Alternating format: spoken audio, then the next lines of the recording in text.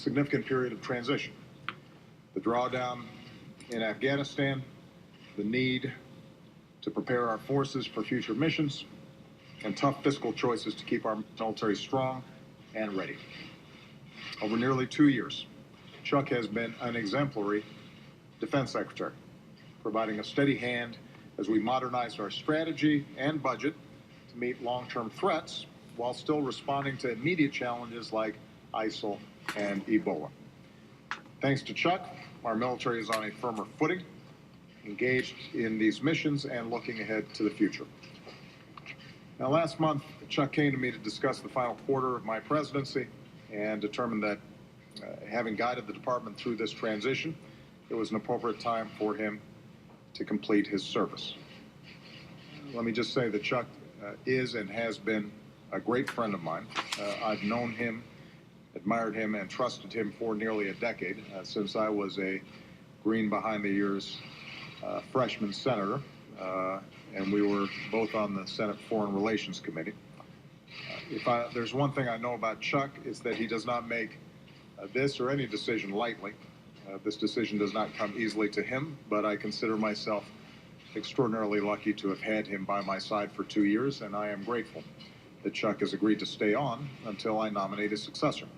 And that successor is confirmed by the Senate, which means that he'll continue to guide our troops at this challenging time. I'll have more opportunity to pay tribute to Chuck's life of service in the days ahead.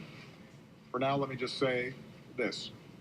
Chuck Hagel has devoted himself to our national security and our men and women in uniform across more than 6 decades. He volunteered for Vietnam and still carries the scars and shrapnel from the battles that he fought. At the VA, he fought to give our veterans, especially his fellow Vietnam veterans, the benefits they had earned. As head of the USO, he made sure America always honors our troops. As a senator, he helped lead the fight for the post-9/11 GI Bill, which is helping so many of our newest veterans and their families realize their dreams of a college education. As secretary, Chuck has helped transition our military and bolstered America's leadership around the world. During his tenure, Afghan forces took the lead for security in Afghanistan. Our forces have drawn down. Our combat mission there ends next month, and we'll partner with Afghans to preserve the gains we have made. The NATO alliance is as strong as it has ever been, and we have reassured our allies with our increased presence in Central and Eastern Europe.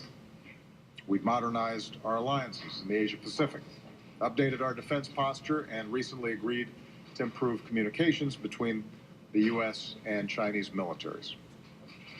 Chuck has been critical to all these accomplishments. Meanwhile, Chuck's ensured that our military is ready for new missions. Today, our men and women in uniform are taking the fight against ISIL in Iraq and Syria, and Chuck helped build the international coalition to ensure that the world is meeting this threat together. Today, our forces are helping support the civilian effort against Ebola in West Africa. A reminder, as Chuck likes to say, that America's military is the greatest force for good in the world. Finally, in a very difficult budgetary environment, Chuck has never lost sight of key priorities: the readiness of our force and the quality of our life of our troops and their families. He's launched new reforms to ensure that even as our military is leaner, it remains the strongest in the world, and so our troops can continue to get the pay, the housing, the health care, the child care that they and their families need. Reforms that we need Congress to now support. At the same time, after the tragedies that we've seen, Chuck has helped lead the effort to improve security at our military installations and to stamp out the scourge of sexual assault from the ranks. And Chuck, I also want to thank you on a personal level. We come from different parties, but in accepting this position, you send a powerful message, especially to folks in this city. And when it comes to our national security and caring for our troops and their families, we are all Americans first. When I nominated you for this position, you said that you'd always give me your honest advice and informed counsel. You have. When it's mattered most, behind closed doors, in the Oval Office, you've always given it to me straight. And for that, I will always be grateful. I recall when I was a nominee in 2008, and I traveled to Afghanistan and Iraq. Chuck Hagel accompanied me on that trip along with Jack Reed. And it's pretty rare at a time when sometimes this town is so politicized to have a friend who was willing to accompany a nominee from another party because he understood that whoever ended up being president, what was most important was that we were unified when we confronted the challenges that we see overseas. And that's the kind of class and integrity that Chuck Hagel's always represented. Now, Chuck, you've said that a life's only as good as the family you have and the friends you surround yourself with, and in that you are blessed. I want to thank Lilibet, your son Zilla, and your daughter Alan for the sacrifices that they've made as well. I know that as reluctant as we are to see you go, they are equally excited to getting their husband and father back. And I'm sure the Cornhuskers are also happy that a fan will be there to cheer them on more often.